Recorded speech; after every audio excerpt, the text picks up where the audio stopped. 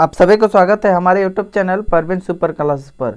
तो दोस्तों आज जो है हम लोग क्लास 10 के जो चैप्टर भूगोल का जो चैप्टर 1 है जिसका नाम है संसाधन एवं विकास, उसी का आज हम लोग VBI क्वेश्चन को करेंगे जो आप लोग 2022-23 के सेशन के लिए बहुत ही इम्पोर्टेंट क्वेश्चन होने वाला है, ठीक ना।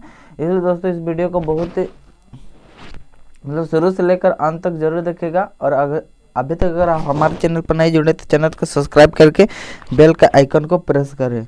तो चलिए दोस्तों देखते हैं हम आज का क्वेश्चन को। क्वेश्चन दिया है,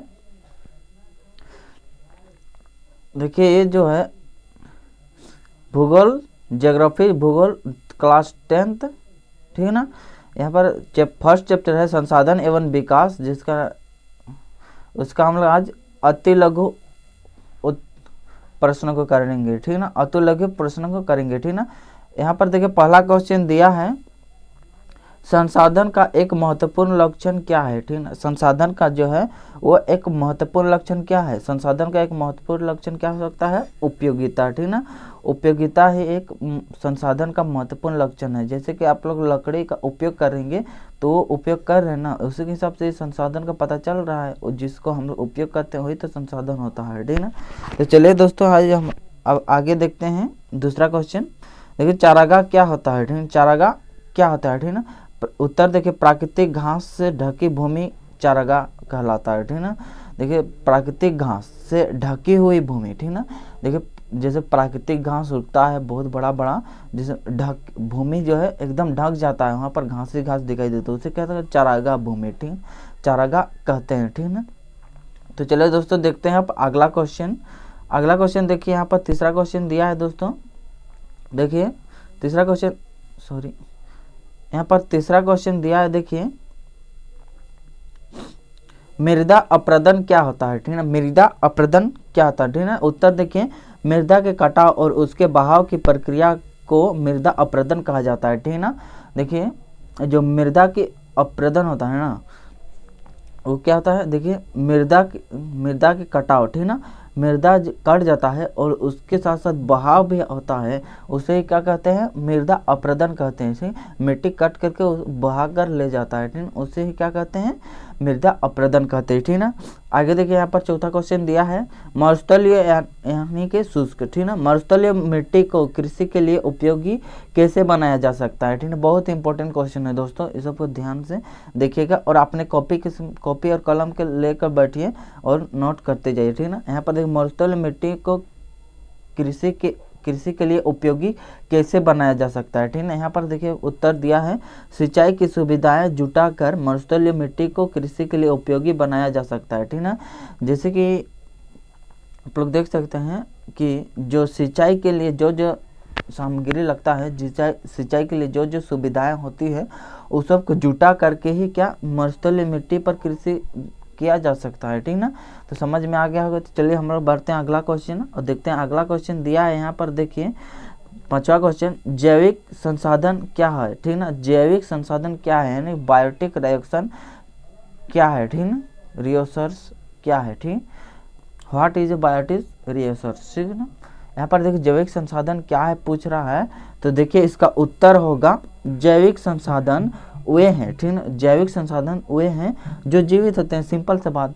जैविक संसाधन क्या होता है, जो जीवित होते हैं उसे क्या कहते हैं, जैविक संसाधन कहते हैं, ठीक है ना। जैसे कि यहाँ पर देखिए वन तथा उसके उत्पाद, कृषि फसलें, जीव जंतु तथा जल जीवन जैविक संसाधन के उदाहरण है, ठीक है ना। देखिए उदाहरण के लिए यहाँ पर पेड़ पौधा भी ले सकते हैं, वो भी जीवित है, मनुष्य भी एक जीवित है, जिसमें जीव होता है वही तो जैविक होता है, ठीक ना, जो जीवित है, ठीक ना।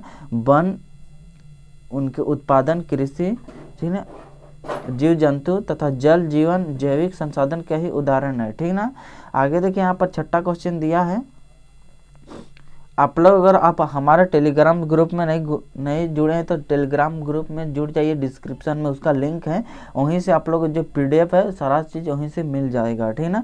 आगे देखिए यहाँ पर छठा क्वेश्चन दिया है झारखंड, छत्तीसगढ़, मध्य प्रदेश और ओडिशा भूमि निम्नीकरण का मुख्य क्या है, ठीक ना। देखिए झारखंड, छत्तीसगढ़, मध्य प्रदेश और ओडिशा उड़ीसा भूमि निम्नीकरण का मुख्य क्या है, ठीक ना। तो दोस्तों ये भी क्वेश्चन बहुत ही इंपॉर्टेंट क्वेश्चन, ठीक ना, पूछा जा सकता है, ठीक ना।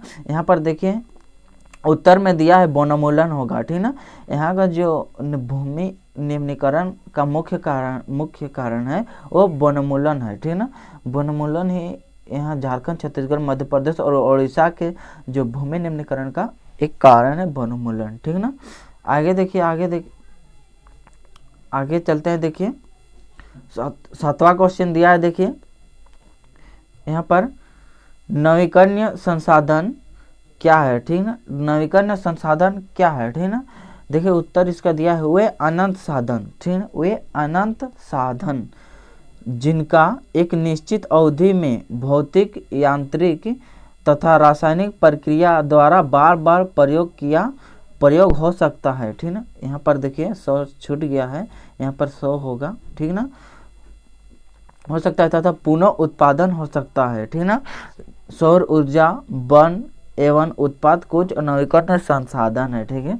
देखिए नवीकरणीय संसाधन जैसे कि वे अनंत जिसका कोई अंत ही नहीं होता है, ठीक ना, जो एक बार उसको प्रयोग कर लिए ना, लेकिन वो दोबारा उसको प्रयोग कर सकते हैं, ठीक है। एक बार बनाने के पश्चात उसे दोबारा बनाया जा सकता है, उसे क्या कहते हैं, नवीकरणीय संसाधन कहते हैं, ठीक है। जैसे कि यहाँ पर सौर ऊर्जा, वन का भी बनाया जा सकता है एवं उत्पाद कुछ नवीकरणीय संसाधन है, ठीक है ना। आगे देखिए ये वाला समझ में आ गया होगा, तो आगे चलते देखिए 8वां क्वेश्चन यहाँ पर दिया है मरुस्थलीय मवाओं का रंग क्या होता है, ठीक है। मरुस्थलीय मवाओं का रंग क्या होता है, यानी मरुस्थलीय मिट्टी का रंग क्या होता है, लाल या फिर भूरा होता है, ठीक ना।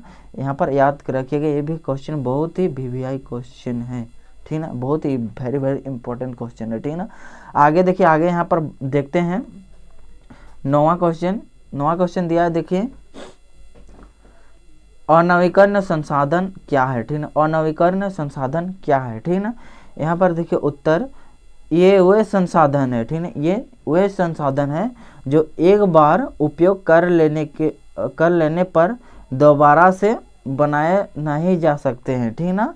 ये जो संसाधन है वैसे संसाधन है जो एक बार उपयोग कर लिए ना, लेकिन इसे दोबारा उपयोग नहीं कर सकते हैं, ठीक ना।